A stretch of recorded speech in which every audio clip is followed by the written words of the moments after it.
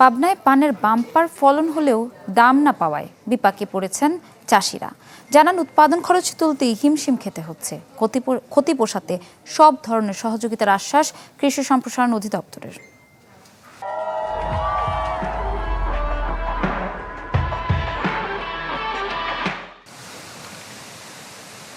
পানের সবুজ পাতার এমন সমারোহ বলে দিচ্ছে এবার বাম্পার ফলন হয়েছে ফসলটির।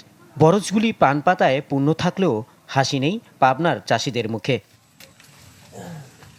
এই যেমন আটঘরিয়া উপজেলার পান চাষি একরাম হোসেন বলছেন, ফলন ভালো হলেও দাম না থাকায় উৎপাদন খরচ তুলতেই হিমশিম খেতে হচ্ছে। দামটা যদি থাকতো তাহলে অনেকটা কিছুই হইতে আর কি। আগে যেরকম মনে করেন বিঘাত 1 লাখ 1.5 লাখ 2 লাখ করে হয়েছে, এই বছরে এসে মনে করেন আরো ঘরে থেকে 2 লাখ গেছে।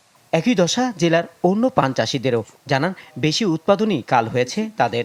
খরচপাতি এটা তোলাই কঠিন, মানে বর বাধা টাধা দিয়ে আর কি ঘরের দিন ঘাটতি হতে পারে। যে বছর বৃষ্টি বেশি হয়, উৎপাদন বেশি হয়, সেই বছরে মানে খরচ বৃদ্ধি পায়, সেই অনুসারে বিক্রি হয় না। চাষিদের ক্ষতি পোষাতে পাশে থাকার আশ্বাস কৃষি কর্মকর্তার। রোগ পোকামাকড় দমন এবং যত ধরনের কারিগরি সহায়তা লাগে কৃষকের পাশে রয়েছে।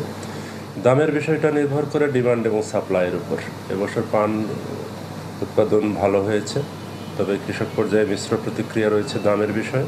কৃষক যেন ক্ষতিগ্রস্ত না হয় এ বিষয়ে আমরা পাশে রয়েছি।